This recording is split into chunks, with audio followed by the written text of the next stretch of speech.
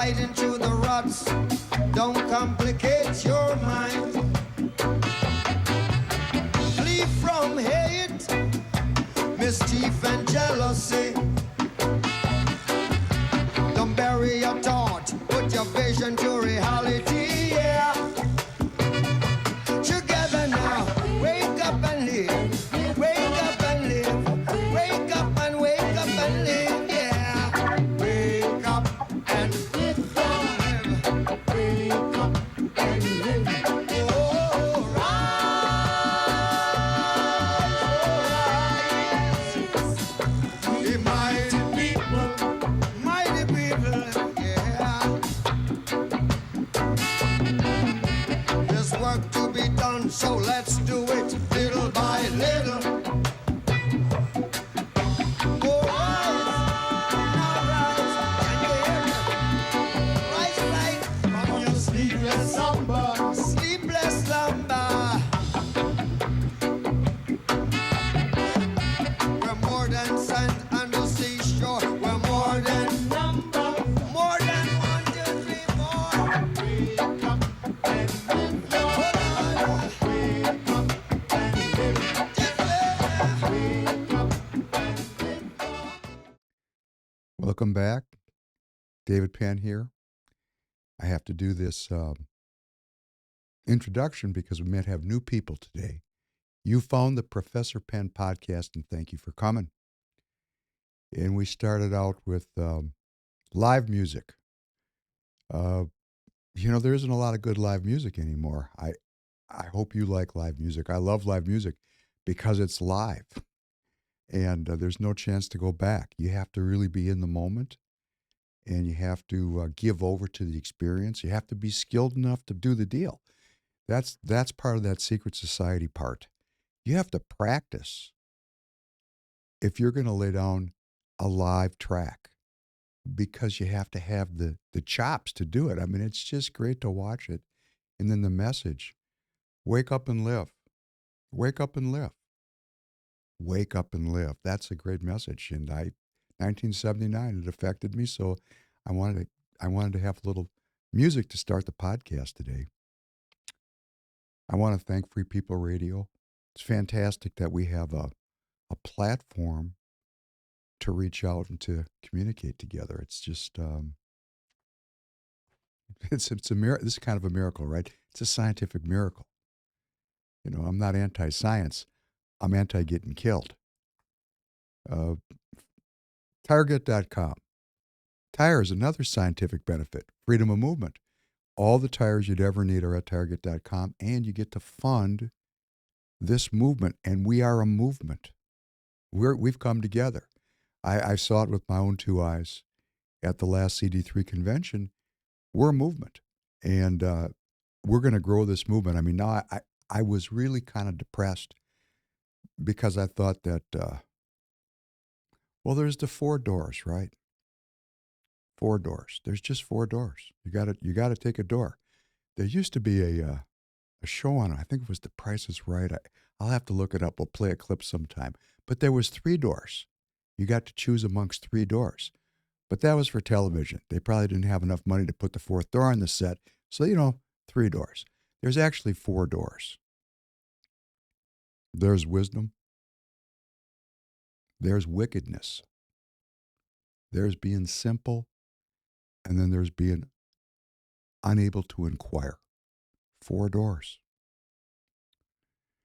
And I was really, depressed because I just wasn't seeing things happening. I wasn't seeing that wisdom bubble up. But boy, it's bubbling up. I saw it at the convention, and I'm still in awe of those people that stood up and voted down tyranny. It actually was tyranny. Dressed up, put, this lipstick, there was lipstick on it, right? I mean, there was. They used very good legal language. We got a lot of attorneys hanging around, right? But basically what they were saying was if you don't agree with us, we reserve the right to throw you out. And that's not politics in America.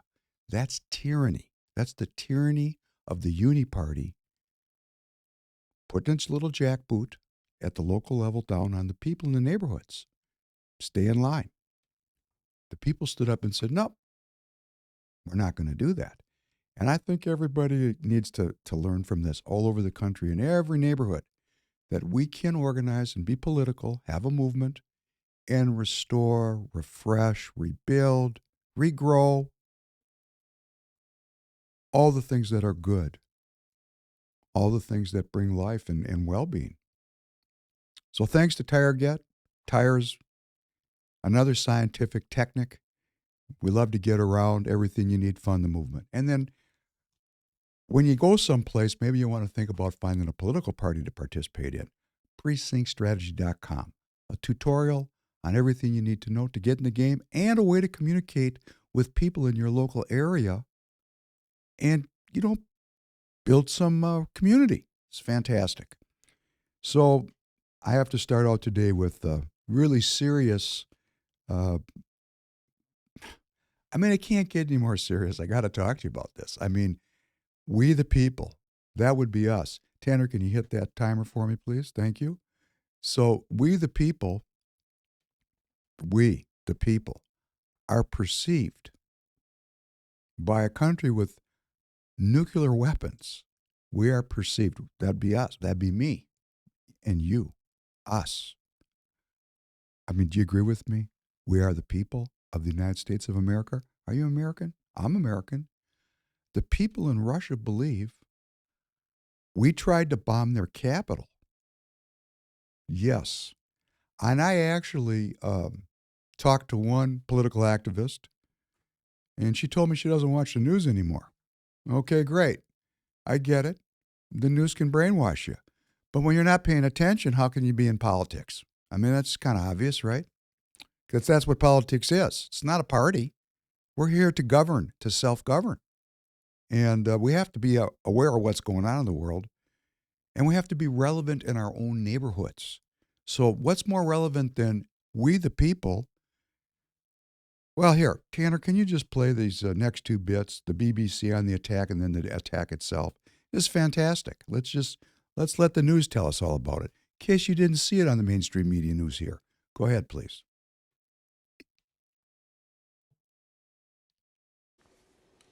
Let's go back now to the war in Ukraine, because while we've been on air, we have heard that Russia has accused Ukraine of launching 2 drone attacks on the Kremlin in Moscow overnight. Russian officials have called it an attempt on President Putin's life, and they've described it as a terrorist act. Let's get the latest on that from our Russia editor, Steve Rosenberg, who's live in Moscow for us this lunchtime. Steve, what more can you tell us?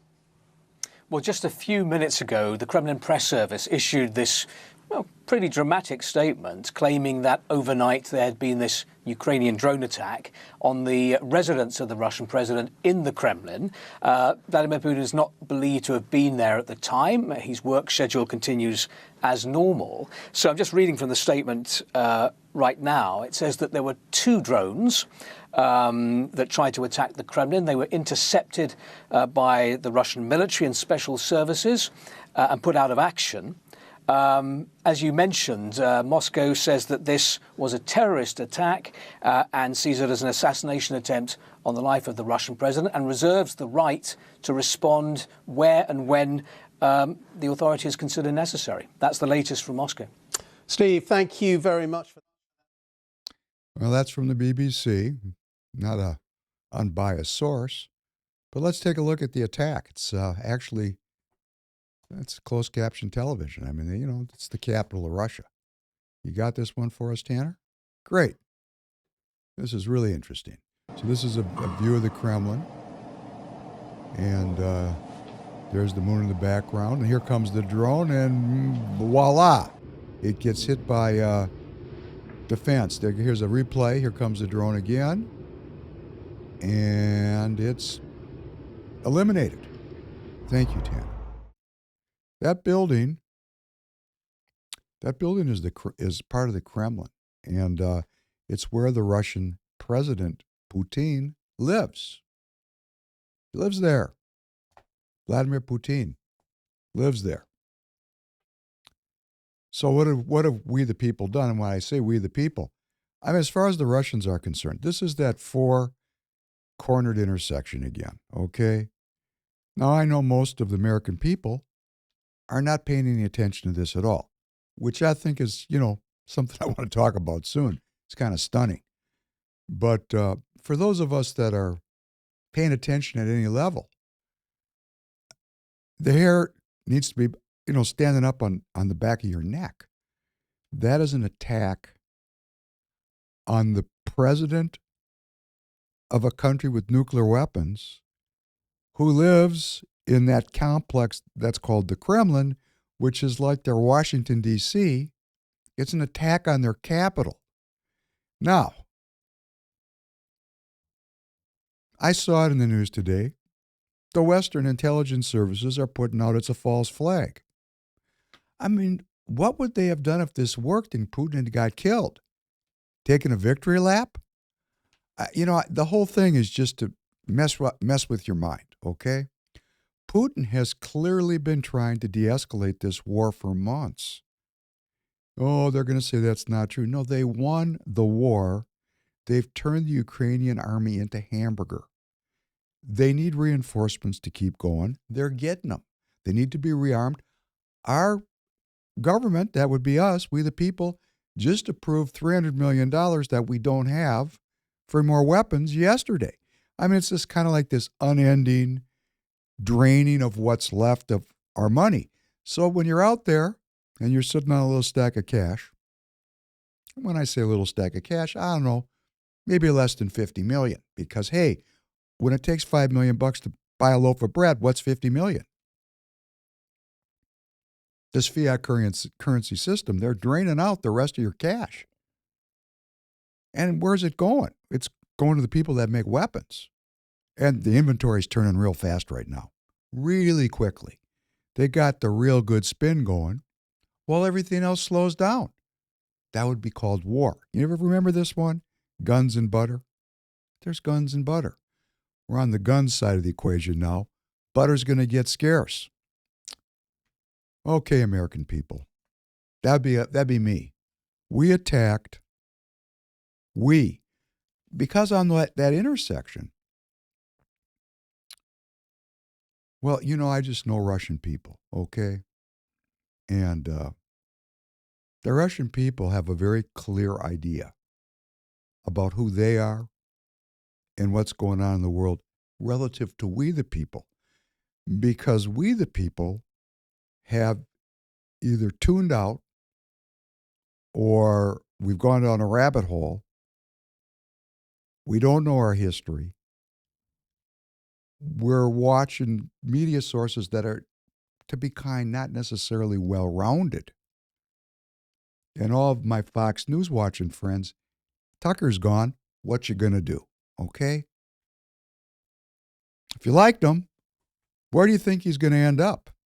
Well, it's gonna be like that CD3 convention. He's gonna be standing with the people.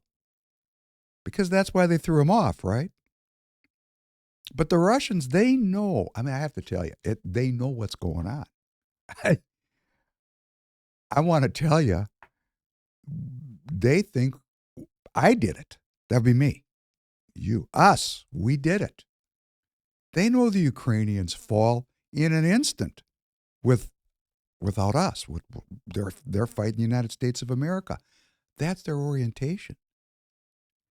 And they're not wrong, right? I mean, it's our money, it's our weapons, it's our training, it's our global governance outlook of globalism, it's our strategy. Well, when I say ours, there's a way out of here, right? This is not the strategy of we the people. My family's from the Ukraine, but I have to tell you, my ties with the Ukraine, my Ukraine privileges have been revoked. I'm not going back. And that's, well, why? Half my family was killed there. I don't want to go back. I live in the United States of America, right? My Ukraine privileges have been revoked. Where are you from? Do you know? I mean, in your family history, they say, well, this one was from here and this one's French. And I don't even know if people, Tanner, Do people even do that anymore? Do they have any sense where they're from? It is. Okay, so Tanner's 22 and he's telling me that a lot of his generation is using Ancestry.com to look up where they're from. So they're sending their genetic material into a database to be digitized and analyzed. Okay, it's a trade. You'll tell me where I'm from, and I'll know everything about you. That's not a trade I will make, okay? I'm keeping my genetic information to myself, thank you.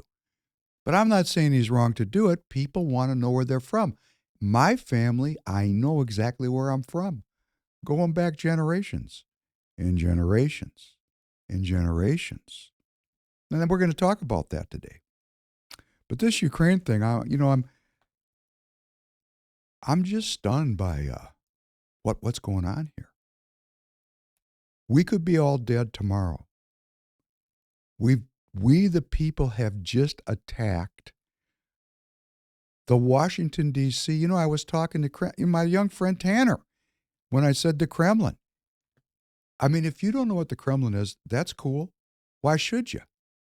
But now I think it's important that everybody understands that's the White House and the capital of Russia in Moscow, their capital city, and you just watched footage of a drone laden with C4 explosives that was exploded. One more second, it would have hit the building. And as I was saying, our intelligence services are now saying it could have been a false flag. Putin attacked himself. But why? He's been trying to de-escalate. He's been trying to de-escalate. In fact, the UN is going to Moscow in a very few days to renew the Russian brokered grain deal so that food can still get out of the region so people don't starve to death in Africa where that grain goes. He has, it's only recently started to escalate because it's the so-called spring offensive of the Ukrainian army. I mean, they're going to go for it. And when I say they, I mean we. We're paying for it. And it's our ideology. Let's just get this straight. When I say our, it's not mine. It's the English. It's the English political, economic, geographic theory of who controls the world island. It's the Mackinder theory, which the Chinese have bought into. That's what their whole Belt and Road Initiative is about, is getting their goods to Europe over land and avoiding the sea and a possible confrontation with the United States Navy, which is quite a formidable force of very high technology. So they just want to bypass it. And while they're bypassing it, they're putting all these countries on the payroll because instead of giving them paper for things they want to buy, they have something to sell to them. They're actually providing a product of finished goods and infrastructure to all these countries as they work their way across the world island. And who controls the heartland, according to Mackinder, who was on the payroll of the Crown? And those people went all through the academic institutions, and they came over here. They've been teaching generations after generations of scholars this idea. And it's so relevant now. So they're having a throwdown over who controls the Ukraine. And if you look at the history of the Ukraine, this thing's been it's been a battleground for thousands of years. Has nothing to do with me. I am not interested in dying over this issue. It really is not my fight. We, the people, have been sold an idea of world governance, of NATO, of the Atlantic Charter. There was an entire worldview that we lived in, that we are still living in, about how the world is supposed to work. But the world is changing very rapidly. And if we're, I just want to ask you, how do you want the world to be? That's really the question. What we're really talking about is what is the nature of American freedom and how do we want to handle our suffering? Do we want to be free and do we want to suffer for these people? because they got us saddled up like a mule, and they've had for a very long time us doing their bidding. This is the third time in just over 100 years that we've gone to war for the Europeans. Why? We fought 2 wars to get divorced from these people. Apparently, we just couldn't get the job done. I want to be divorced from this. This is not my fight. It's not. These people have nothing in common with me. And we know that at that CD3 convention, because we had a certain group of people that do have an allegiance to this European humanism that's at work here, that the Russians are fighting, which we can talk about more. What's going on? We got to make this simple. It's very complicated unless you really delve into it. But remember, do you remember this one? I do. The truth shall set you free. The truth shall set you free. That does not mean you'll be free like out of bondage or like free you're going to be in heaven. It means the truth will set you free of the illusions, the lies, and the manipulations that bind us and control our thinking here in this world. Once we know the truth, when we see clearly the truth, we're free. It does not mean we're in a good place. But if you don't understand a problem, how can you ever solve it? So, why won't people engage? That's kind of a baseline right there. Tanner, could you play this next cut for me and stop, and stop it at 47 seconds, please?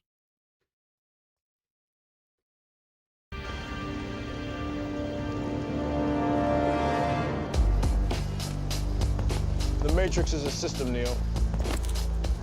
That system is our enemy. But when you're inside, you look around, what do you see? Businessmen, teachers, lawyers, carpenters, the very minds of the people we are trying to save. But until we do, these people are still a part of that system, and that makes them our enemy. You have to understand, most of these people are not ready to be unplugged. And many of them are so inert, so hopelessly dependent on the system, that they will fight to protect it. Were you listening to me, Neo? Or were you looking at the woman in the red dress? I was. Look again. Freeze it. That movie is just eerie. I don't know if they put that movie out to prime us for the moment we're in, or it's determining the future course of history, or the people that wrote it were just enormously awake and alive, as Bob Marley was singing, wake up and live. Maybe they just woke up and they could look 20 years into the future. And, that's really very, some people have that skill, right? Wisdom, wickedness, simplicity, no capacity to inquire. We have to know where we are in this thing. And the people that are wise, one of the gifts of wisdom, I think, and it's something that we can acquire. Wisdom is an acquired skill. It takes practice, like they do in secret societies.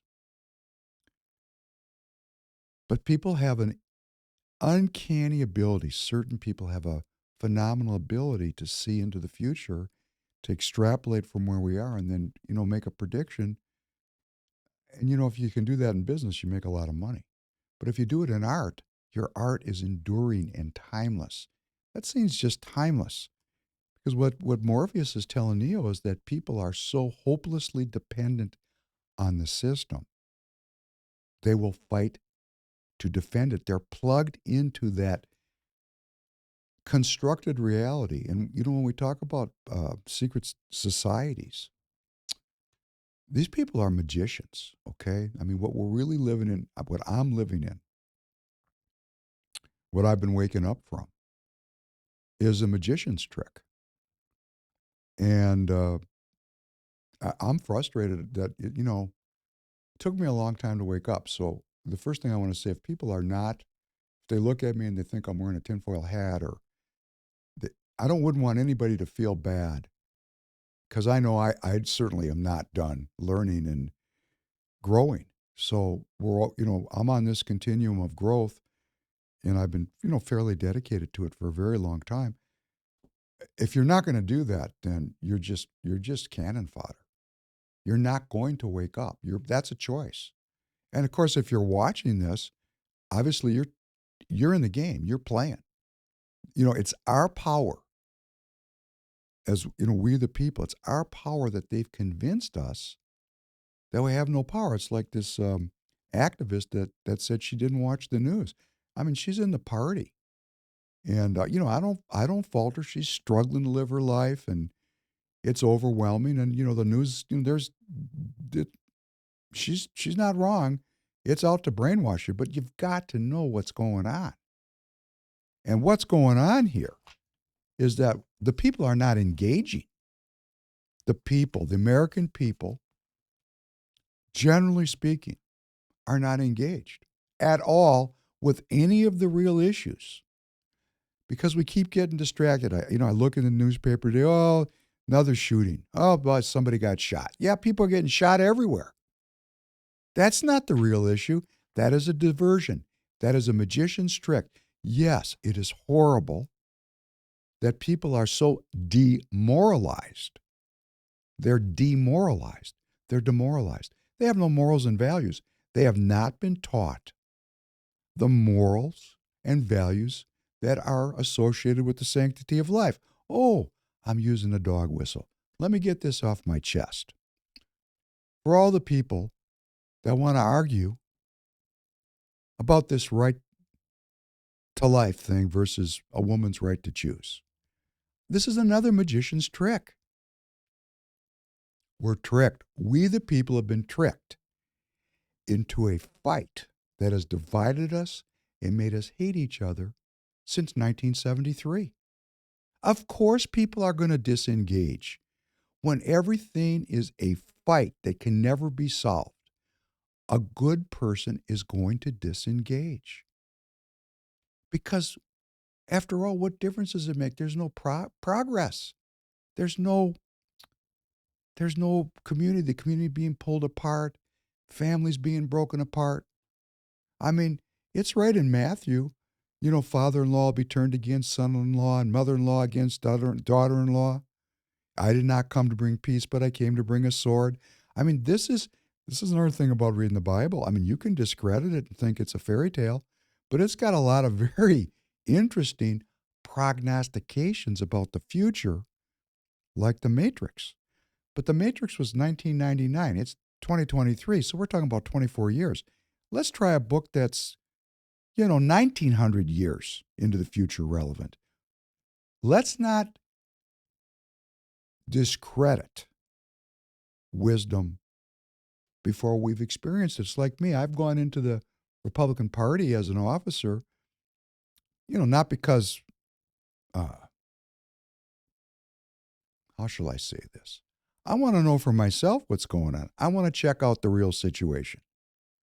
I would not judge something unless I personally experienced it, because that would make me, somebody else's bitch, to be direct about it.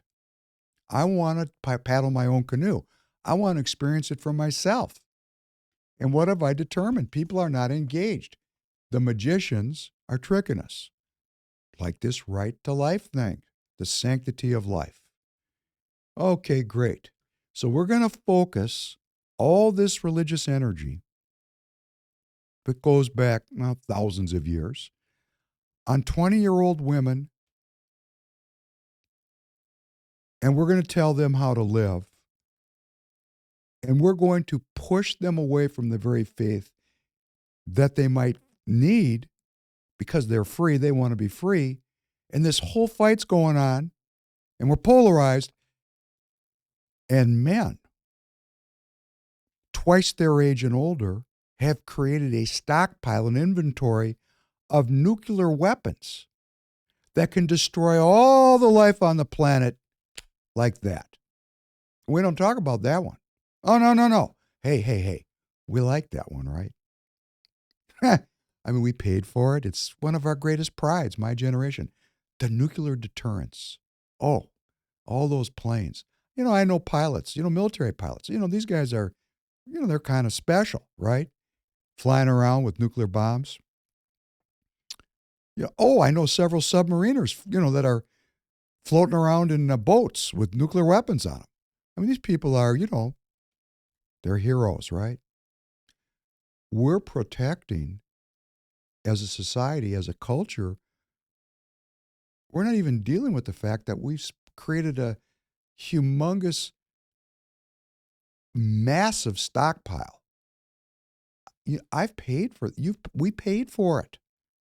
We believe in it, of nuclear weapons that will kill every person on the planet, or at least we're told that it will. That there'll be nothing left but just a remnant, like the Road Warrior. Or maybe everybody will be dead. We have that kind of power. And we paid for it, and we've lived with it for decades and decades and decades and decades. And during those same decades, we've demonized the left and young women because they want the right to choose. This is a magician's trick.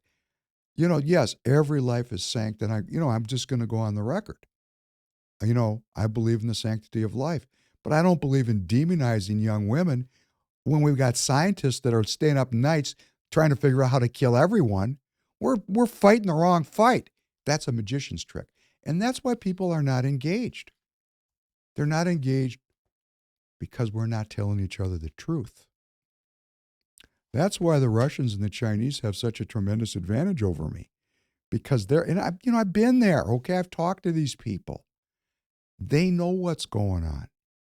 Now, they're seeing it from their corner, and I'm not saying I agree with their ideologies necessarily. And in fact, I do not. Let me just be direct about it. That doesn't mean I can't learn from them or listen to them or gain their perspective on what my country, what we the people are doing. We can change. But those people, the Russians and the Chinese, they get a much greater truth from their leadership as regards politics and world affairs. They get less propaganda. I don't say they don't get any propaganda. They get propagandized. But, the penalty for not agreeing over there is very, very, very immediate and very stark. So they have, they've got everybody kind of in a pew where everybody's reading out of the same prayer book.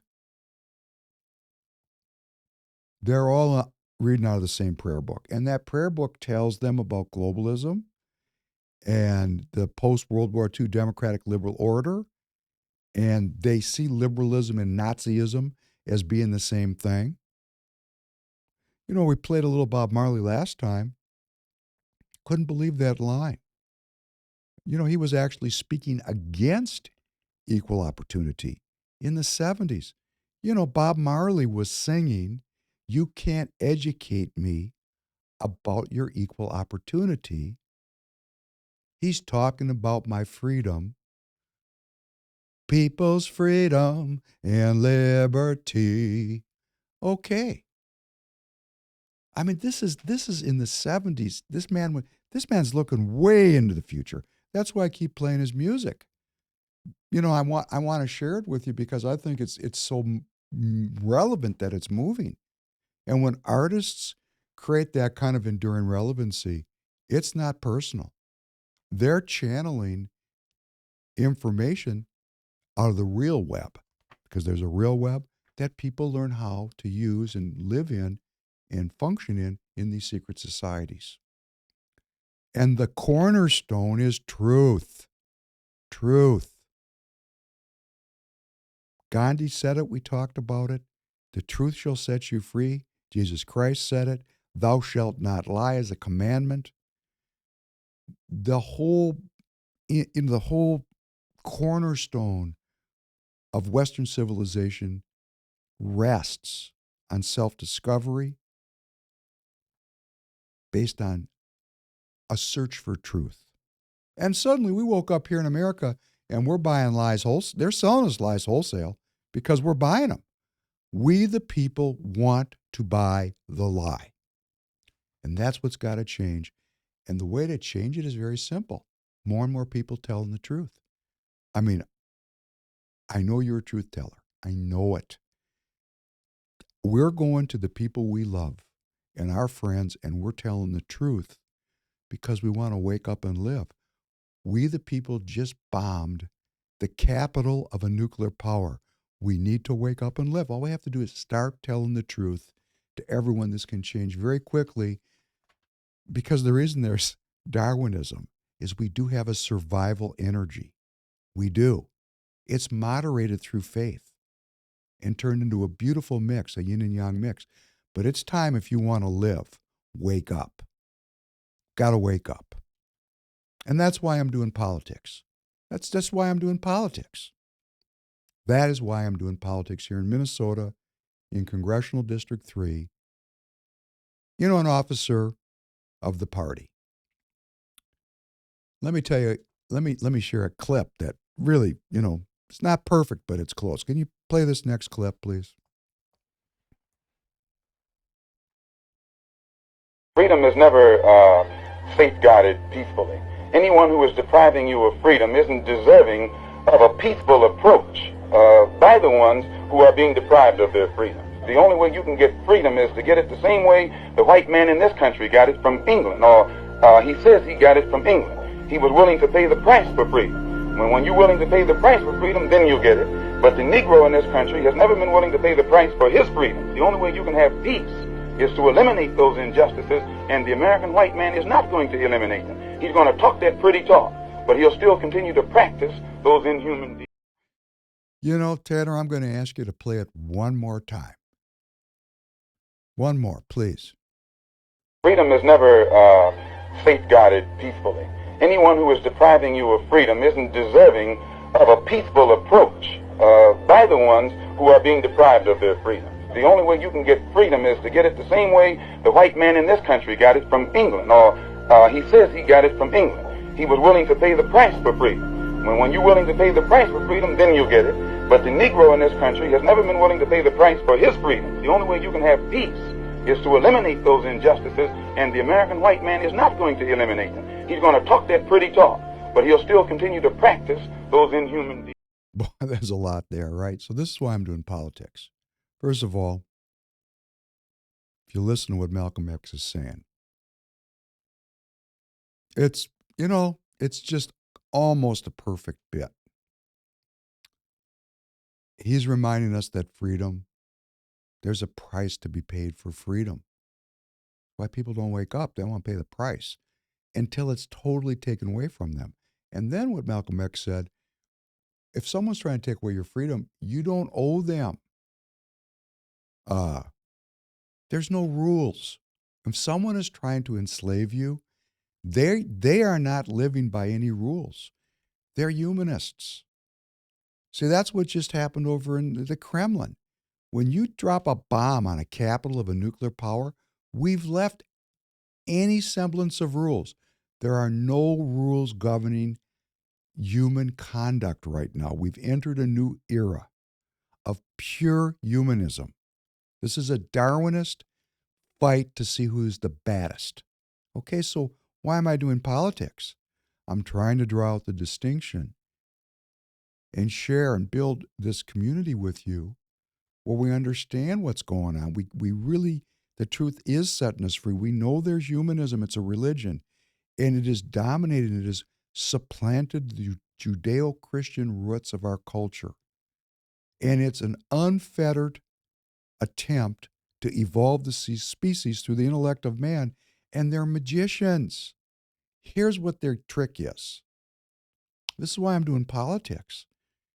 They are saying that the people who are of faith are from a primitive time, that they're evolving the human psyche and species.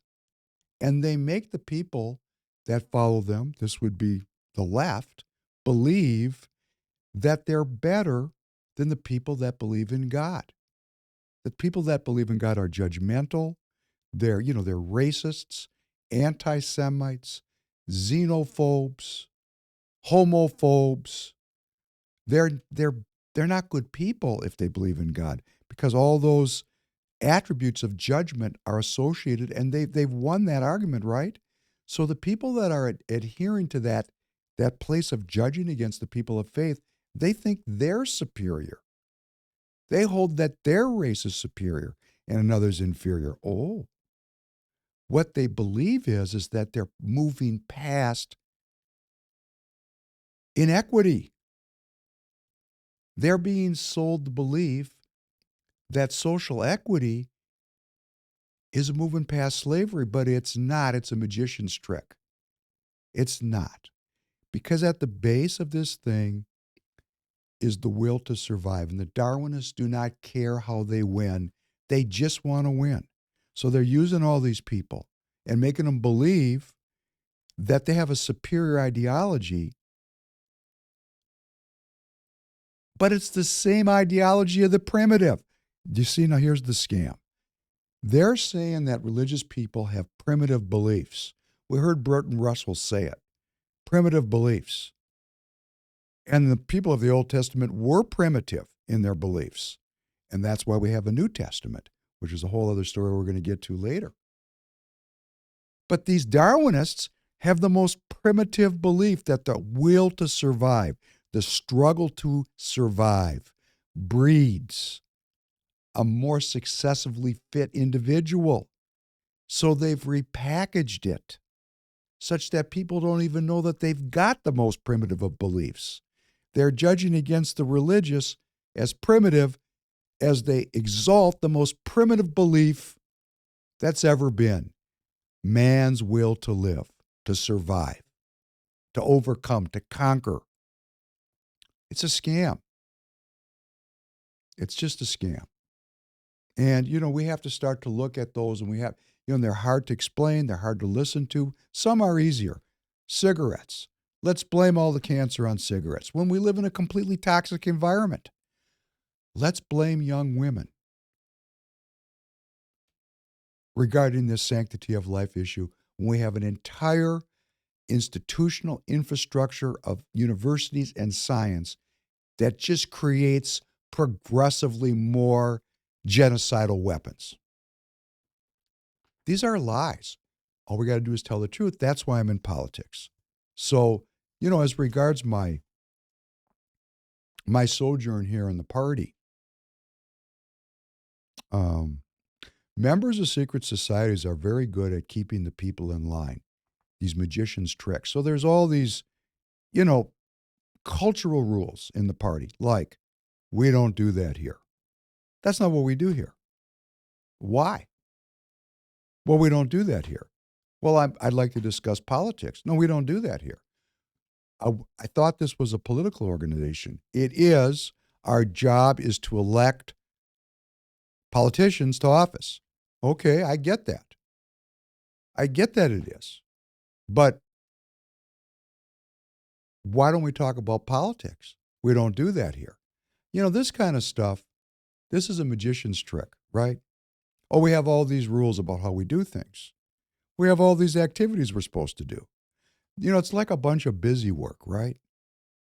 It's like evolving. It's like taking a bunch of politically active and interested people who could get off the reservation if you didn't organize them in a secret society and give them tasks that make them irrelevant. And then they sit around and wonder, why do we lose? Well, you're given one task after another. I'm asked to do one thing after another. That's just meaningless.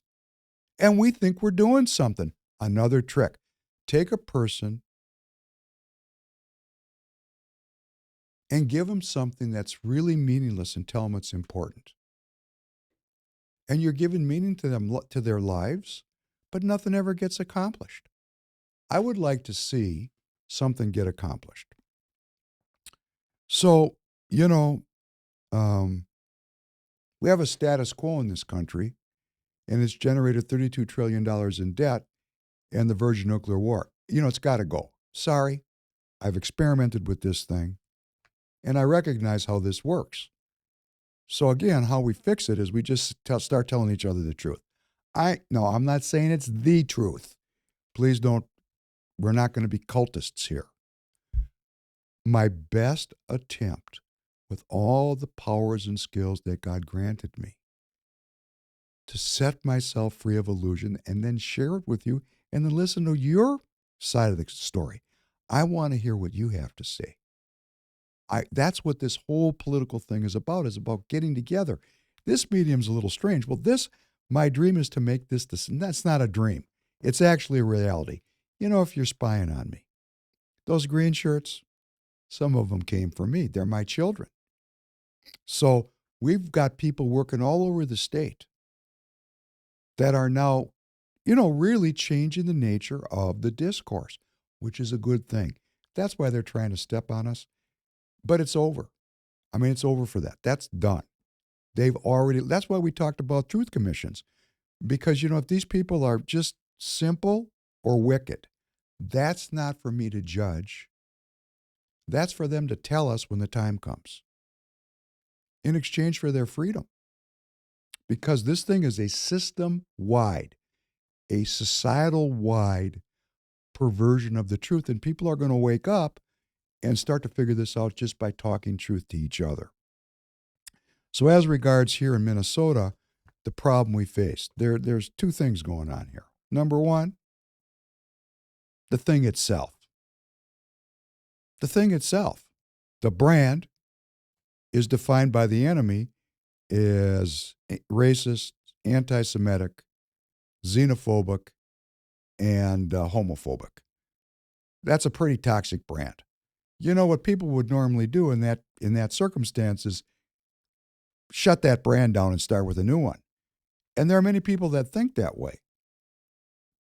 And they ultimately may prevail. I mean, this thing could be so ruined that, and of course, if we're not going to stand up for it, if we, the people, are not going to stand up for a philosophy that is really about human freedom and human well-being and rebrand it and fight back against the enslavers who had they just pulled a magician's trick and we fell right into it.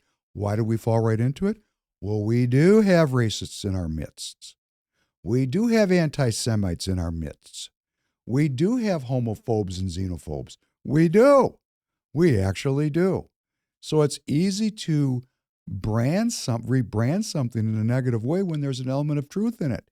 And then all of the human effort towards freedom and well-being and the sacrifices that have been made by millions of people to preserve and protect a spiritual orientation on this planet just gets washed away.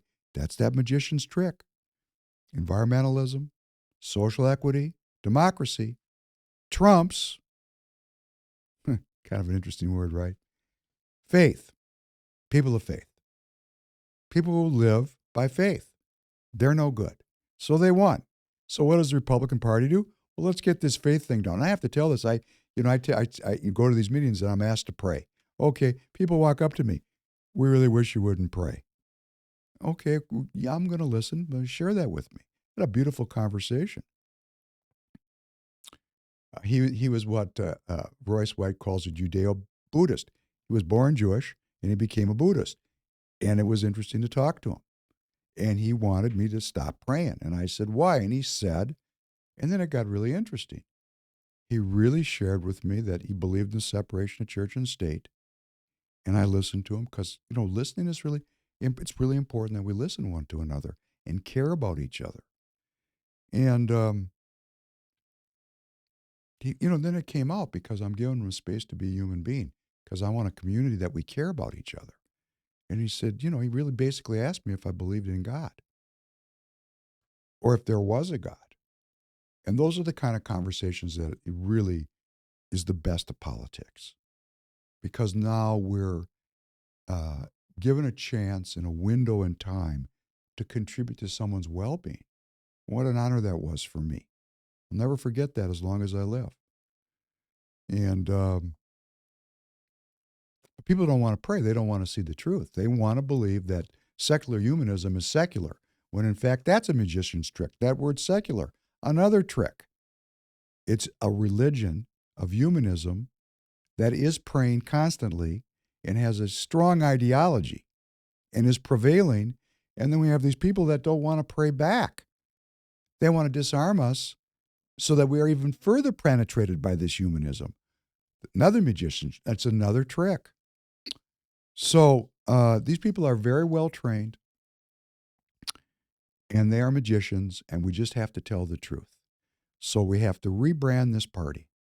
I want this to go out to all, I'd like this to go to 10,000 party members in Minnesota. And I'm going to accomplish that. We have to rebrand the party. And we have to do politics in the party such that we have a product we want to sell. If you do not have a brand and you do not have a product, you have nothing to sell. And that's why you lose. They have a brand, the Democratic Liberal Order, the post-World War II Democratic Liberal Order. Social equity, environmentalism, democracy. I mean, this thing is very well packaged from top to bottom. The entire cohort agrees on it. So what are we doing over here on the other side? We got those people in the Republican Party that are fighting for the Republican Party to become the Democrat Party because they want to have low taxes, which makes them even more Democrat because they're focused on the material. Okay, this is a party that is focused on the spiritual aspects of the, conservative. We're conserving the tie all the way back to Abraham, which we're going to talk about today. So we need that brand. We need that platform. We need that platform that appeals to 70% of the people, not 50-50. Get that scam out of your head. The people are not 50-50. They're 50-50 because someone's making them 50-50. If we come up with a message that's attractive, it'll be 70-30. We got to sell something that people want to buy, okay? Basics of business. Now, we got a new thing. I want to end with this because I want to say something controversial. We got this new ballot out, ballot in thing going on. It's all the rage. I will decode it for you because I'm going to give you the truth. What that's saying is the leadership, which has no message and no brand, is telling the membership, work harder. You must work harder. And if you work harder, we're going to win. Okay. That's called taking the last of the Mohicans and whipping them. This is the slave mentality. It's called slavery. Okay. They don't have a message. They don't have a brand. And I'm supposed to go out and chase people down. I even had somebody in the party say this to me. The message doesn't matter. I'm supposed to chase people down, chase them down, and make them vote. Okay. Number one, I'm one of the best phone people that ever lived. I'm a great phone salesman. You can tell I can talk. I want to share this with you. I'm good at this. The best. And in my entire career, I've only met a handful of people that can do what I do. And what the party is telling me to do is to use all my power and all my skills to track people down that won't answer the phone, won't call me back. If they pick up the phone and I identify myself, I run the risk of, a civil rights beef, okay? And if we win, great. Wonderful. But if we lose, I didn't work hard enough. The failure is my fault. And if we lose, those election integrity people are going to say, see, told you, it doesn't matter how hard you work until we fix the elections, more give up. The message doesn't matter, and the message doesn't matter. So, ballot out, ballot in. Set up to be the cause of the defeat, being set up. Asked to work harder to overcome the failure of leadership, okay? And the implicit judgment is, it doesn't matter. Only those ballots matter. Everybody's saying that. So we're being tricked. This is another magician's trick. When you wake up, you won't be tricked. They're not that smart. They're smart, but once you start tugging on their little thread there, and then the emperor has no clothes. Just like that. But you got to do the work. Remember in the Matrix, You have to see it for yourself. You can't hear it from me. You got to go do the research. But what they're really doing is tricking us to believe that we got to work really hard to stay at 50-50. What we need is a 70-30 message. Everyone that wants to live, everyone that wants to die. Let's line up and see who's on whose team. That's what we got to sell. That's a message, right? Well, let's see where this is really going on, because this battle's going on. And sometimes when you look out of your own backyard, like it's hard to see a fight and understand it.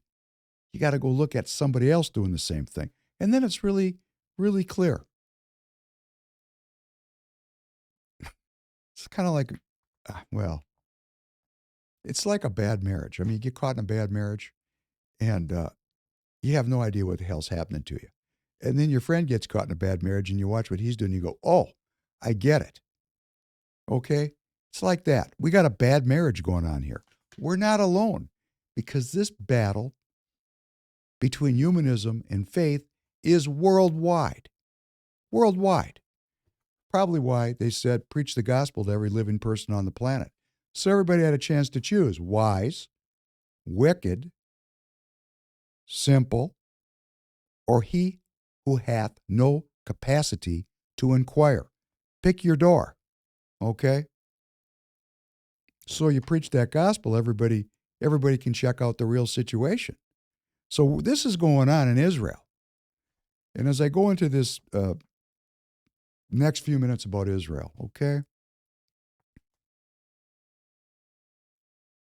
This is not to trigger a bunch of anti-Semitism or a bunch of, I'm not doing this I'm just doing my best to show some things and talk about some things that are really pertinent, because it's like a petri dish that we can study, like a study really clearly what's going on in our own society, and realize that this is a worldwide phenomenon, and start to figure out these groups. Because once you check out the real situation and we start to speak the truth, the whole thing starts to get clear, right? Tanner, this piece on Buchenwald, this is not fun. Viewer discretion is advised.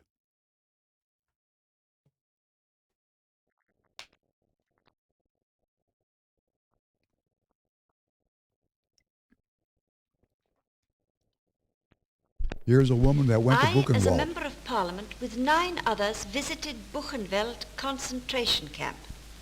Some people believe that the reports of what happened there are exaggerated. No words could exaggerate. We saw and we know. Stop it for a second, would you? Now, the most conspiratorial among us would say she's an actress. Okay? But I'm going to say, going into this, that I have seen and experienced this myself. So I'm a living record of having people talk to me about this. Please continue. Freely with internees and to hear their stories. You will now see a few of the sights we saw, and much as they may shock you, do believe me when I tell you that the reality was indescribably worse than these pictures. You cannot photograph suffering, only its results. In pictures you have no smell of disease and death. Here you see no more than a fragment of the full pattern of horror. When they had died, they were either burnt in these ovens or thrown like vermin into large communal pits.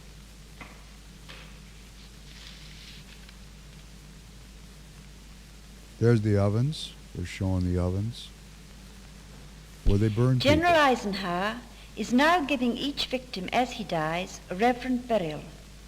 Many of the mourners are very sick men. On the day before our visit, the deaths had been reduced to 35 during the day.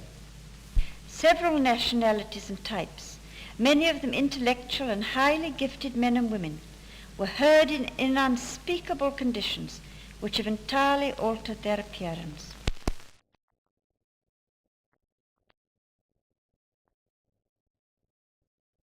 We lost the sound there. These are pictures of In some survivors. camps, I'm told, liberated slaves turned against their guards and attacked their quarters.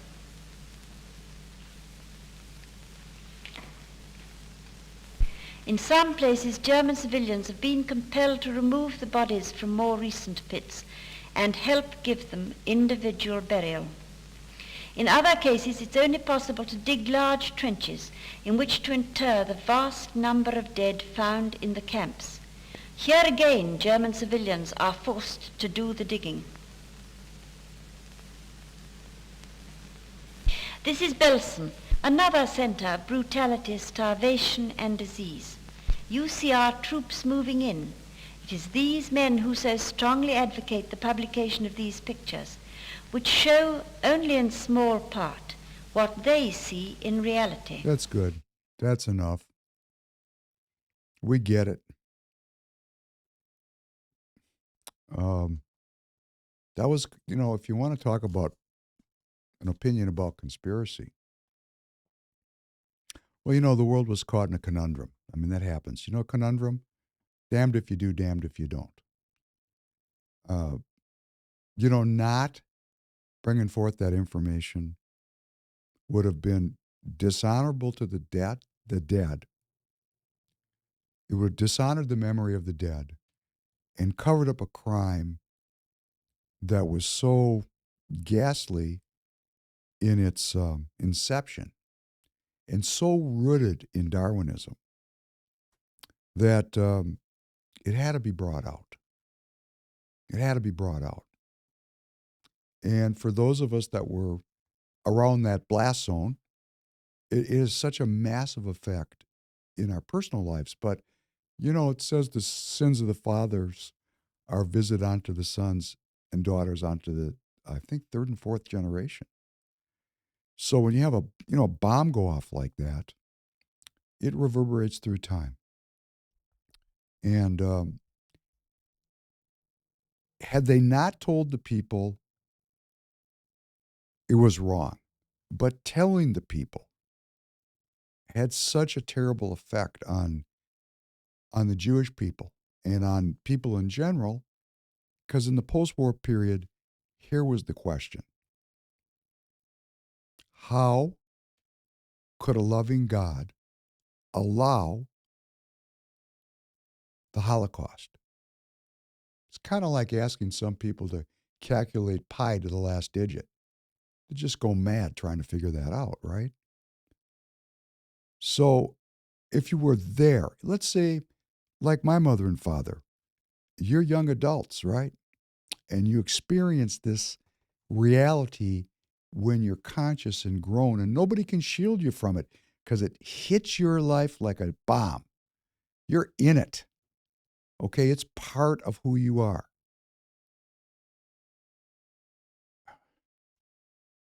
You can lose your faith, right? You ask yourself that question, how could a loving God allow the Holocaust? And the answer is going to be, there is no loving God, which only, the magician's trick, only strengthens humanism.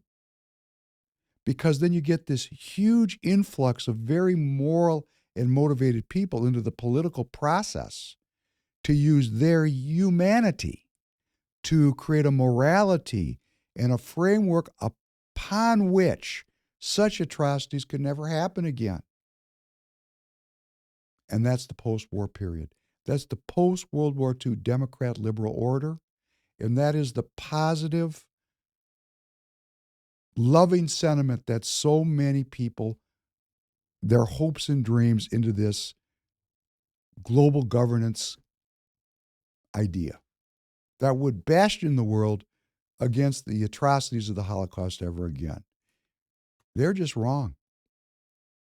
They were just wrong. I mean, they shot their best shot. They were shell-shocked, okay? So when your mind's not working right and you're traumatized, the magicians can just come in and poof, and erect an opportunity for you, and you'll just glom onto it because without faith, you're lost. Just lost. And right into the human intellect they went. They strengthened the very Darwinist sentiment that they reject. Okay? We're getting out there today. I mean, I know we're out there, and I hope you're staying with me, and I'll try to come back to it. Because what they did was they strengthened the very thing they abhorred. That's the kind of shit a magician sets up. A trickster, a manipulator. We have to be wise. Wise. We have to be simple like children in our heart, but we have to be wise so that we are not tricked anymore. We have to get this over with. This business model is going back a long ways, and it really affected the Jewish people and the people of the world generally. People lost faith. They lost faith. So where there was this huge in-migration into Israel, because, the Jews, they had this Zionist thing going on, and Zionism was really not anything to do with faith. It was a Marxist movement. Again, the intellect of man, because look, these Jews looked at their lives in Europe. They were poor. Their lives sucked, right? They saw the cities and all these modern, all the technique of the modern industrial age, uplifting the lives of the people in the city. And the Jews are living out in the country, poor, outdoor plumbing, no electricity, one cow. They just weren't in on it, right? They didn't want to be in on it. They wanted to spend their lives, in prayer and in faith. They live in the natural way. No different than a Chinese mystic, right? That's what Judaism is. It's a nature religion. People just don't know it. Because of these Marxists. My son, the Marxist. Okay. He decided he wanted to get involved in the political process, cut his hair, take off his tefillin, put on a suit, and get a job in town. Just like the people in China are doing. All those farmers out in the countryside, they all got factory jobs. Same thing. Not the first time. And these people were Marxists because, of course, they were opposed to the crown and the alliance of the crown and the church because they viewed that as the oppression. They viewed their parents' religiosity as their oppression because their parents accepted poverty because you could not serve two masters. You'll choose one or the other. They chose God. They left the money out of it. It wasn't important to them. And some of us live like that to this very day. In fact, I get a lot of crap around my campfire. You don't care about money, do you? No. You're stupid. Yeah. Okay, I am when it comes to that. So, they lost their faith. They were Marxists. They were already Marxists and Zionists before the war. They were trying to get the state of Israel established for a long time before the war. But when people saw those scenes from Buchenwald, okay, and they didn't really want these Jews back in Europe, they just clipped 6 million of them out. They didn't want to be there. Like I said, my Ukraine privileges are revoked. I can't go back there. Why would I want to? They killed my family. Okay? I don't want to go back to the Ukraine. And that's what generally happens. They hung 50 Nazis, right? They were 50 scapegoats. But this was a society-wide, like's going on in our society. It's a society-wide worldview, like's going on right here. Right here. When I go to my meeting tonight, right here. Okay? This kind of society-wide thing. And it generated here $32 trillion in debt, and we're on the verge of nuclear war. But then it generated the Holocaust. So they really didn't want to go back there. It was mutual. So what are we going to do with these survivors? Because, everybody has a little bit of sympathy for something like that, right? They went two places, New York City and Israel. Okay? Most of the non-religious ones went to Israel because let me give you a shock. The religious ones don't believe that they can live in the land of Israel until the Messiah comes. We could spend an hour and a half on that one. Because, the Messiah was here, right? So they missed that one, which gets their train a little bit off the track. But they came to the United States, and they came to Israel, the real Marxist ones, and they set up kind of a Marxist socialist country called Israel, which became independent in 1948. The United States was the first to, recognize Israel, and Israel became the linchpin of globalism because the global governance came together. That the start of global governments, right after when they were rebuilding the global institutions around materialism, which was world trade, right? They were rebuilding the world institutions around humanism. That was the post-World War II democratic liberal order. When they were rebuilding this, the first thing they did, when I say I mean our leadership, they backed Israel's play. So we had a Marxist group in Israel, and they established a ragtag country, and miracles happened.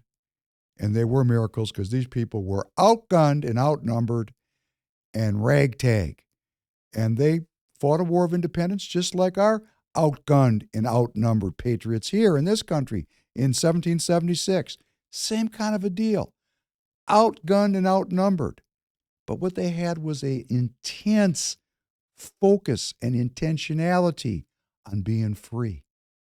They wanted to be independent, and they were willing to die because they'd just been the victims of genocide. What did they have to lose? And that's the power of that will to survive. And then, of course, the religious Jews came in there because you can't leave Jerusalem. In the 67 war, Israel took control of Jerusalem. Okay, that is Zion. Those of you who have only heard Zion in the Matrix, that's the center of faith. Interesting, when you watch the Matrix, looks like they're having some pretty bitchin' orgies in there, kind of anti-Zion. But hey, you know what? That's another podcast. Zion was the seat of faith. Okay? That's when they talk about the shining city on the hill, that's it. Zion. And when the Israeli army, which was a secular Marxist army in 1967 in the Six-Day War, beat the Jordanians and took control of Jerusalem, the religious Jews poured into Israel. They really didn't want to be there. They were in New York City. They did not believe that they had the right, to subjugate the Palestinians because they're Jews. Another conversation. Let me disavow some people of some very racist and anti-Semitic thinking. The religious did not want to be there because they do not believe that one race is superior and another is inferior. That's Darwinism, okay? Now, are there Darwinisms? Is that a problem in the community now? It's everywhere. Let's not be blaming anybody in particular. Darwinism is everywhere. It's the matrix. We're in the matrix of we're in that matrix, okay? That's what that movie's about. We're in the matrix of Darwinism. We have a new creation myth, a new religion, a new world order. But the religious didn't want to be involved in the subjugation of other people because that's anti-God. We don't have any slavery. We don't treat people with disrespect. That's just wrong. Treat other people as you wish to be treated. That's very simple, right? Unless you intend to win. I mean, if your orientation is you want to be an empire, it's a different deal, right? So they didn't go there.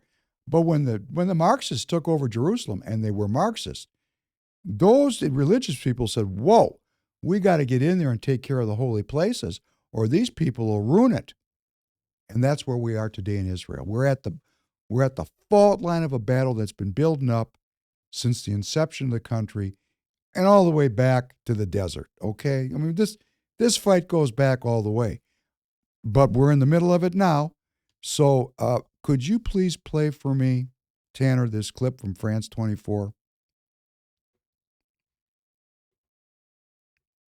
There is a strong turnout, not a million, but Israeli police say something like 100,000, perhaps more, have turned out. They were bussed in from all over the country. It was quite an investment of funds in making sure they got there, something between 1.5 and 2 million euro was spent on tonight. So it was important to the right wing to put on this show of support and strength, but support for these reforms. And people there were saying, we are the majority. We are 64 seats out of an 120-seat parliament. And this is what we want to enact, and why can't we? We feel, they say, that the Supreme Court is always stopping us, and now we want to change the court, and we can't do that either. So that was the theme of the evening, why this action is needed. And it was very much a right-wing performance. You know, it was Jewish settlers from the West Bank, and it was right-wingers who were bussed in. It wasn't all the Likud. Okay, Iris, just looking at who's there and who's not, just tell us a little bit more about the notable presences and absences. I think it's interesting that the man behind this was the man behind the legislation. From the same party as the Prime Minister, the Likud Minister of Justice, Yariv Levin. So he was there calling on people to come, you know, really pushing tonight's protest. Then we have his second in command from the settler party, Simcha Rotman. He was there. All the settler politicians are there, and they're all speaking. Who's not there? Israel's Prime Minister Benjamin Netanyahu was not slated to speak. Other liberal members of the Likud, the party he leads, including the defense minister and other ministers, not there either. So you see that there was this kind of division even within this government. And perhaps it's a sign that Benjamin Netanyahu understands that he has to walk back some of these reforms because of the pressure internally, and as well the pressure, of course, internationally, for Israel not to go down a road that might lead it into something closer to a dictatorship than to a democracy. That's good. Oh, that's a great line, right? The final line, the punchline, the pressure internationally to keep Israel from going down the road that would lead it from a democracy to a dictatorship. Oh, boy, this is rich. And again, I'm not into this. I'm not into some kind of a rant on Israel. This is just looking at what's going on in the world and checking out the real situation. Let's talk about what's going on here, because it's not dissimilar from our own country. It's very similar to the politics here in the United States, right? And then we always say that we share the same values. So guess what? We do. You know, I think it was Richard Nixon who started talking about the silent majority.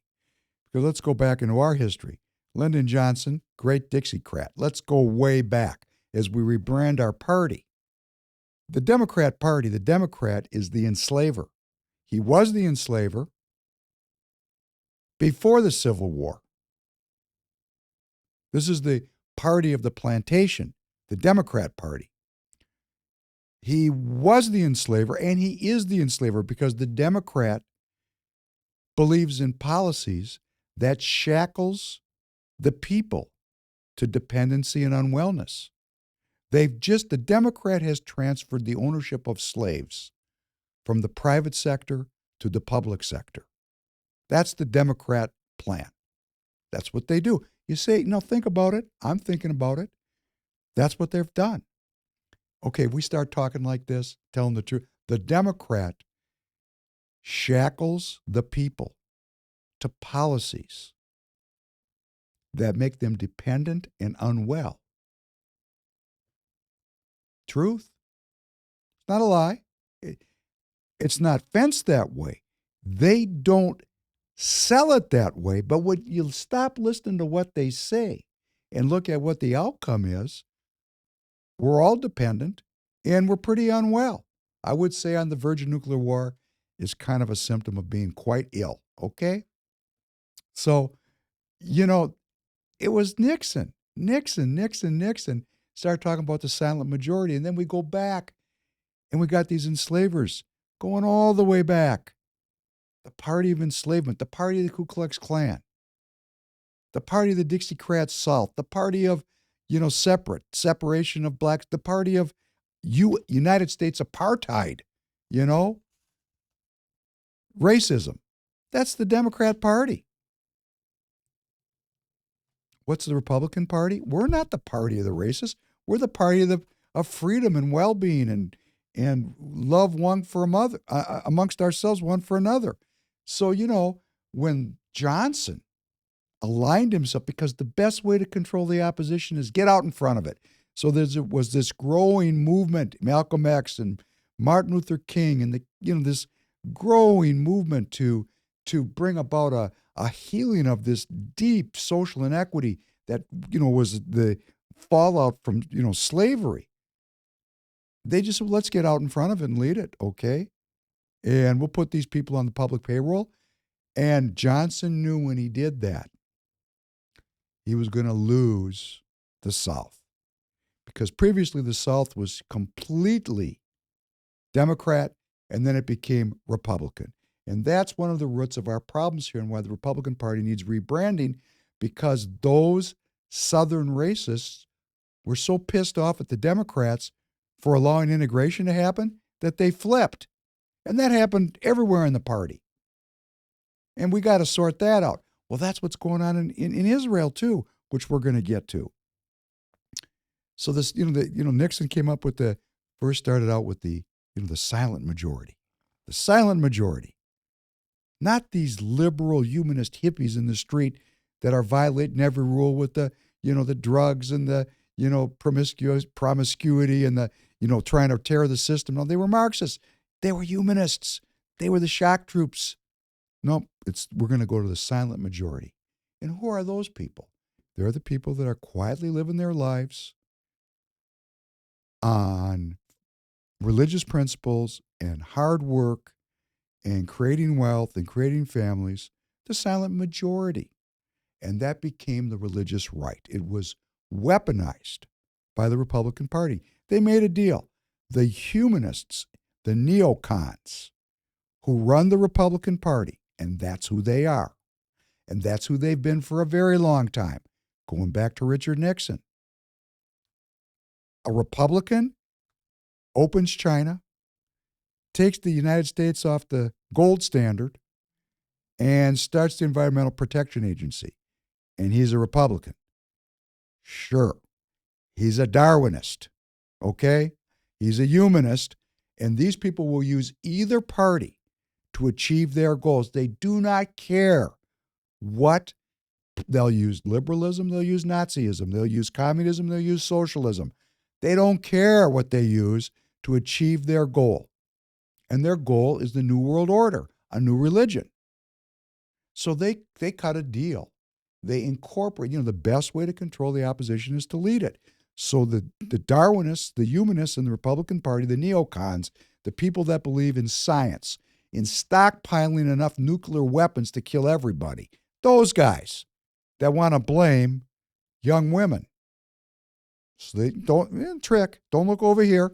Look at this one poor woman who's 20 years old and doesn't want to have that kid. Oh, she's a bad person. Let's focus everything on this person. What a great message. Anyhow, they made a deal. The Republican Party and the religious right. Because nobody in the Democrat Party believes in God. They went all in on secular humanism over in that. Well, they were always all in on it. There's enslavers. Come on. They're the people that own the slaves, started the KKK, and create policies that keep people enslaved. They're not people of faith. They don't believe in the dignity of human life or the worth of every person. They just don't believe in it. We're inventory to them. That's just a fact, okay?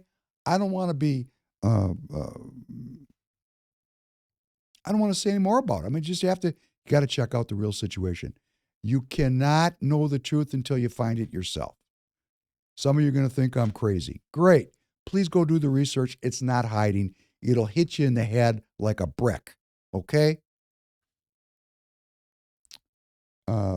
They made that deal. Well, what's going on in Israel? They got a neocon group over there. Neocons. They're everywhere. It's called the Likud Party. It's the party of Menachem Begin, who was a Marxist revolutionary who carried arms and killed British soldiers. Okay? We're talking about a badass. So this is not religious people. This goes back to the Irgun, which was the secret society of killers that, that's the bedrock of, the political parties in Israel. Killers. These are not religious people. That's the Likud party, like the Republican Party. Same. Both of them made deals with the religious parties, okay? But there's a difference. We've been watering down our religion here in the United States. It's very similar, but a little different. Our religion's getting watered down and watered down and watered down. People aren't going to. Tanner, does your generation go to church? No. My young producer, Tanner, no, they don't go. Probably thinks I got a horn growing out of my head talking like this because nobody talks to the kids like this. They don't get this kind of education. They learn about Darwin. In Israel, that group that, when they saw those Marxist Jews, anti-Jews, secular humanist Jews. Oh, great. That kind of says it all, right? Secular humanist Jews, non-religious Jews with weapons, take over Jerusalem, Zion. They poured in there because, that's the holy site. These people are very, very ultra-religious, and I'm not going to say they're not cultists. There are a lot of cultists in there, and Darwinist cultists, religionists. This is not a simple, one session program here. This is deep water. Goes all the way back. If the water lasts for 5,000 years, well, go look at the Grand Canyon. It's a deep hole, okay? That's what we're dealing with here. The Likud made a deal with these religious people because they wanted, it's a parliamentary system. They have 64 seats out of 120. And these religious people, they're divided. You got the real religious people in there, the real ones, right, that do not believe in subjugating the Palestinians, do not believe in a militaristic state. They believe in a messianic Israel. And that's really that's what's going on there. These people are true believers. And then you got a bunch of, supremacist religious Jews that are expansionist. They want to take, and why? Because their population is exploding. See, this is kind of the anti-World Economic Forum people. This is the last of the Mohicans over here. These women, these religious women, they don't have one baby. They got 10. Their percentage of population is growing every year in Israel. Every year. And Israel has a lot of symbolic significance to the whole Western world, right? Hate it, love it. You're paying to defend it. I'm paying to defend it. Interesting, isn't it? When I think about this stuff, I'm just in awe of the whole. I'm just in awe of the whole thing. The system is just phenomenal. This is the fault line. They're having the same battle there that we're having here. It's just easier to see. These black-hatted religious Jews that are in league with the neocons, okay? Just like we got the religious right here in league with the neocons. Okay, over there in Israel, they're fighting to take control of the steering wheel, the religious. And how are they doing it? Children. They'll be up in 2065, I think, to 35% of the population. And the population of Israel is going to grow from 10 million to 20 million people. Okay? Wow. That's a lot of people over there. A lot of development. Here's what they're fighting about. They don't have the kind of depth of a government that we do. Well, you know what? You know who's leading the charge here against these black hats? The infamous Yuval Noah Harari. Tanner, why don't we just let him do the talking? Because he's going to explain it so well. He does a great job of it. This self-correcting mechanism. Every organism to survive needs strong. People are trying to establish a dictatorship here.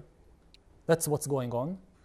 It may sound a bit exaggerated because we are used to dictatorship being established, with tanks in the streets firing on people.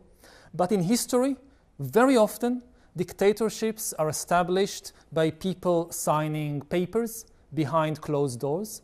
And by the time we understand the implications, it's too late to resist.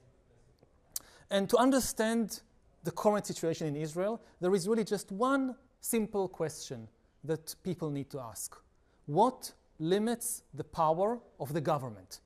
In other countries, like in the US, you have many, many limitations, checks and balances. You have the House of Representatives, the Senate, the President, the Constitution, the Supreme Court, the federal system with 50 states. In Israel, there is just Can you stop one it for a guardrail. second? No, see, this is another scam. The humanists are in control of everything but the House of Representatives, and most of the House of Representatives are humanists. So they're in total control of the entire structure. See, he's a magician. This Yuval Noah Harari is the magician's. When you want to learn to become a magician, you take his classes. What is he worried about? He's worried about what are the limits on government. He is saying to the people, acting very rational, like a liberal, he's saying, we can't give these religious people control of the government. But at the same time, his organization and people like him have control of all the governments. Please continue. And that's the Supreme Court. That's it. We don't have a constitution. We don't have a Senate. We don't have a federal system. And now the government is trying to gain control of the Supreme Court. Stop. This is the fight. They have a process, political process over there. He's drawing out all these things like, oh, they don't have this. They don't. No, they've got their own culture. He is speaking to us to gain our support. Just like that reporter was. Well, if we keep going down this road, we're going to go from democracy to dictatorship. No, that's a magician's trick. They're telling us a lie. What we're going to go from in Israel, because these black hats know who these people are. They're not confused. See, again, we buy into propaganda as if it's the truth. In Russia, in China, and in Israel, the citizens are far less propagandized and understand the battle that's going on here much more clearly. The battle is against these globalists. Yuval Noah Harari is leading the anti-government protests. This guy is the sine qua non of globalists. He is the number one philosopher of science for the World Economic Forum. This guy is an important guy. His predecessor was also important, Bertrand Russell. This guy is telling us what's going on. He's not talking to the Israeli public. He's talking to us here to gain support. Please continue. Once it does it, there is no limitation on its power, nothing. And Stop. They want unlimited power. That's why we're politically involved. This is classic Saul Alinsky. Blame the other side for what you want. What he's afraid of, and he's acting afraid. Okay? He's afraid that the religious people in Israel, now that they're in control of the government, are going to change the nature of Israel from Marxist, secular humanist to a country where faith is important. Let him continue. He's going to talk all about it. already prepared or talking about dozens of laws that will discriminate against Muslims, against Christians, against secular people, against women, against LGBT people. They are just, the only thing that prevents this anti-democratic flood at present is the Supreme Court. They are just waiting to gain control of it, and the flood will come. Expansionist aims. Nobody wants together. We need to stop it. This is not really just about Israel. You know, for people who care about Israeli democracy or about the Jewish people, they are deeply concerned about events here. But this should be of great concern for everybody. Stop, please. He can't, even a magician screws up. He's actually drawing attention to this. He's saying, if you look online, if you try to look for this fight, this battle is as big as the Ukraine deal, okay? But it's not covered at all because this is a spiritual battle. And he's actually drawing attention to it, and he's saying, look, this is all over the world. Sometimes the magicians, if he was really a magician one notch better, he wouldn't make such a big deal out of this, okay? But he's blowing it up big because he knows this is the battle worldwide. Continue, please.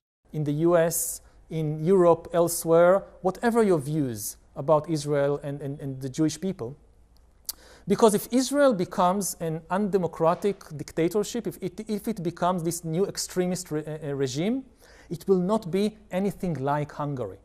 Hungary is a member of the European Union. It has limitations because of that. Hungary does not hold millions of people under occupation.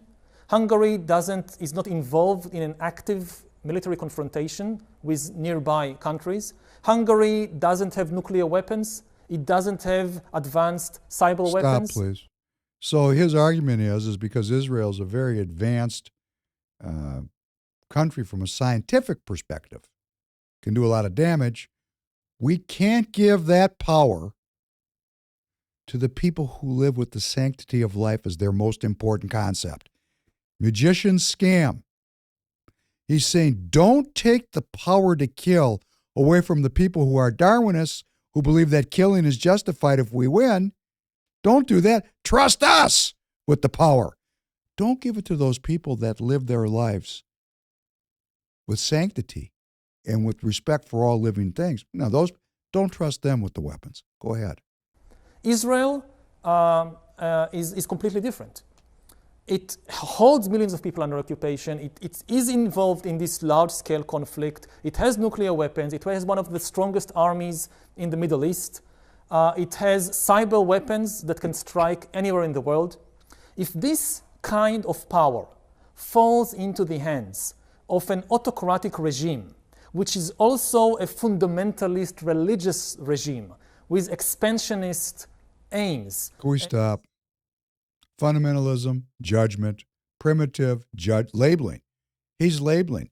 This is the magician labeling, labeling and labeling and labeling over and over again. These people are not stupid. They're not anti-democratic. It's just like right here in Minnesota. I'm not anti-democratic. I'm not autocratic. I'm not a mutineer. I was called a mutineer. I'm not a mutineer. I'm an American citizen. These people are Israeli citizens. They're working within the Israeli political process, and they won. And he's freaking out because he lost. Well, you know, I think was Obama said, elections have consequences. Please continue. And with this belief in Jewish supremacy, it will set the whole Middle East on fire. Evening, I was teaching at university all day. I came back home. It was like 8:30, 9 in the evening. If Netanyahu had retired after 2 terms in office, or after, say, 8 years, I think, even though I didn't like many of the things he did, I think he would have retired. Stop again. Okay, another magician's trick. He said, you know what, I didn't agree with him, but he would have been a great man. You know, he set Netanyahu up to be a cad because he's made this Likud alliance with the right. And let's just stop this, you know, Donald, and we're just going to continue now. I'm just going to finish up. This is going to have to go on, understanding this. I'm going to work on it, and I hope you can work on it with me, because it tells us everything that's going on here in the United States. It's the same fight. You have a confederation of non-religious, secular humanists. That's the core Marxists, the original people that were in Israel, who have controlled the Supreme Court. Because listen to this, if you're a Supreme Court justice in Israel, you get to pick your replacement. So these people go back to the way back, and they're Marxists. So the Marxists are controlling the court. That's the limit on the growing power of the people of faith. So you've got Darwinists, humanists, secular humanists, no faith in God, controlling the court, and a growing we the people of nationalists and people of faith, and they're throwing down. So the people that are fighting for that court, Harari, the leader, who's, you know, that's the World Economic Forum. You got all the press, you got all the governments of the world, because you know how the people are coming down on this tells you who they are. You know, everybody is got an opinion on this one if you read around on the internet. But you got you know, the non-religious, the anti-religious, the Marxists, the women, because they're worried about women's rights. You've got the you know, as he said, the alternative lifestyle crew. They're worried they're going to be judged against, and they've formed, and they're shutting Israel down. And of course, the military and the Mossad is not under the control of the Likud, even though they represent that kind of thinking, because they're part of the International Brotherhood of Secret Societies, right? You know, the secret agencies, they're all in on it together. We're all inventory to these people. And the Israelis have one of the most, efficient and effective secret societies called the Mossad. I mean, that's a CIA on steroids. So, the issue here is this is a petri dish. We need to watch how this turns out. It'll help us understand what's going on in our own country. It's the epic and clearly defined battle between the secular humanists and the people of faith. That's much more disguised here in this country. And that's because we don't have that much faith left here. But those people that went back to defend the holy sites, to live in Zion, they're quite religious. They're quite devoted to their faith in God in a way that I don't think Americans can understand, to be frank with you. Something else we'll look forward to talking about. So I covered a lot of ground today, and I'm going to wrap it up. I'm just going to say it's fun to talk with you. We're going to set up opportunities to talk back and forth, and we're going to be absolutely committed to the truth, and we're going to keep searching for it. We're never going to be so arrogant as to think we know truth, but we're going to keep searching for the truth and pulling back these magician tricks, because the truth is going to set us free to know where we're really at. And when we know the situation we're in, hey, we got a shot. So I'll close with this. We the people just attacked the nuclear power. As far as that group of people is concerned, they don't think about the Ukrainians. They think it's the United States of America. So if we're going to live, we're going to wake up.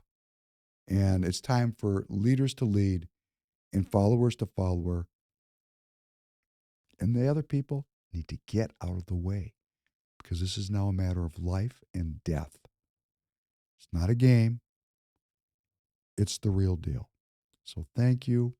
And I look forward to seeing you next week. Communicate with me. And I wish you a beautiful day of well-being and rest. Thank you very much.